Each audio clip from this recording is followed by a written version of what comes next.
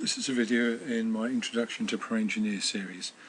In it I will look at how you can modify how ProEngineer itself works and actually modify items you've created with ProEngineer.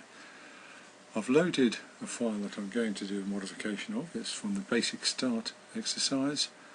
I'm going to start by just making a copy of that. So I go to File, Save a Copy. I'm going to call that copy Modifying. Remember, no spaces.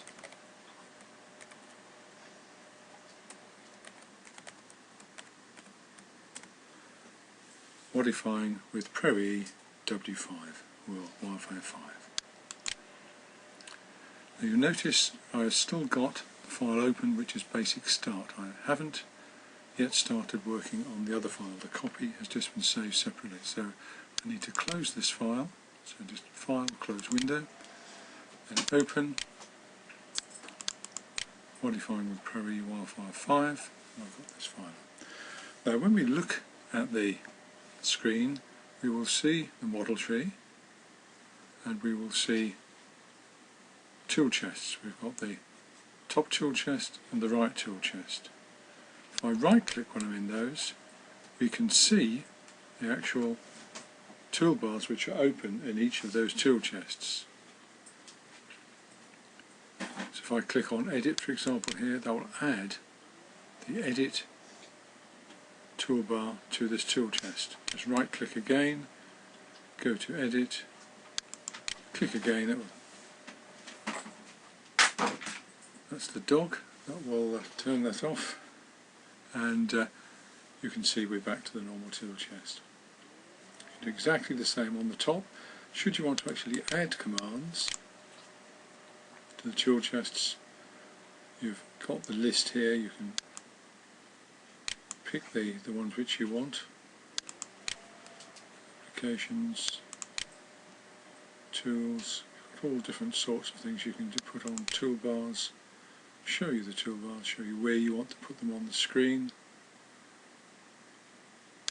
You've got all these different options to how you want them to work. It's quite a good way of setting up the way your screen works.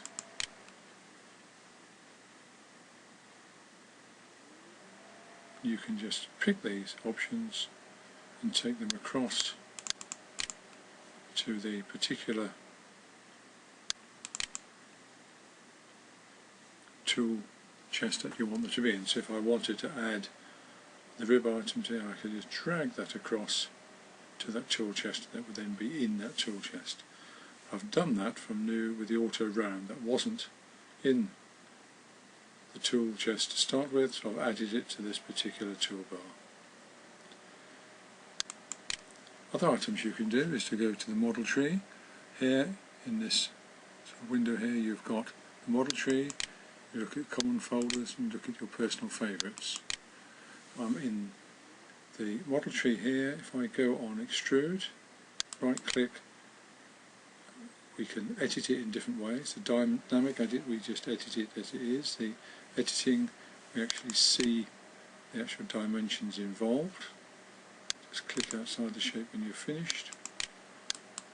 The normal one to use is Edit Definition. And with that you're going really back to where you created the extrusion.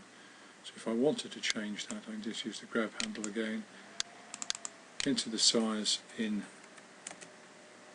the dimension on the actual drawing is all part file itself, or in the actual dashboard. When I've finished, again I just click on the green tick and I am back onto the file. If I wanted to add something to this now, you can see it says extrude here. I've got my extrusion. I want, say, to shell it. I just click on the shelling tool. I've got the thickness here. If I make the thickness 3 millimeters, we can imagine something made out of, say, 3 millimeters acrylic sheet. At present, it's just hollowed the item. If I click on a face, it will then hollow it from there. So if I preview, we can see that. So if I change that to a side, change the side. So in this way you can very easily decide where you want the item to be. If I use Control, I can select more than one face. If I use the right hand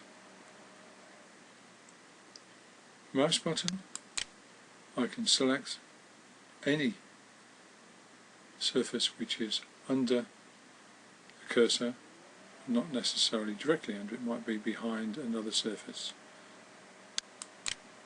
See, now I've got the back surface selected, so if I just left click whilst holding down Control, I've got all of those selected. So if I go to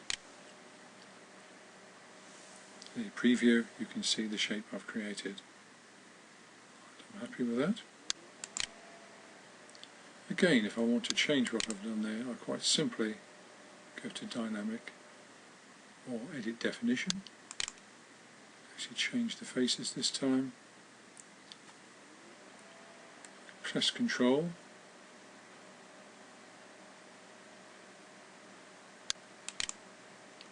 Deselect by clicking on a face. Select again and get a different result. So you can very easily modify shapes that you've already made much quicker and more precise, because you're working with the original file than trying to create a second copy. Though if you do want to keep the original, always make sure you do save a copy, close that window and open the copy you've just saved. Just click Accept and I've got my new shape. You can also do things with it. We can go to Enhance Realism. You may find this makes your computer work very slowly. If it does, then obviously just put it on to see the screen when you want. I can turn off the plane display and also the coordinate display. And this one is the spin center if I wanted to, so I'm going to do a screen save. I could turn that off. And I can also change the display settings. Different ways of displaying this. You can pick how different items are going to show. Edges of the line and the shade. It can all be changed.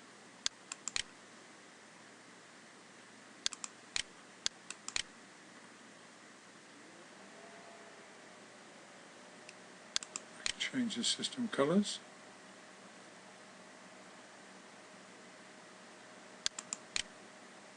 Okay, you can see all of those things each way changed. Click on Scheme. I could have black on white. So I could then save that file. If I click OK there. If I wanted to copy this and paste it into a document of some sort for an electronic folder or just for printing for a normal folder, then obviously I could do that, save it as it is, either using a program which saves part of the screen or save the whole screen with Shift Print Screen, put it into the package, trim it to the size I want, and then I can use that as part of a folio. That concludes this exercise.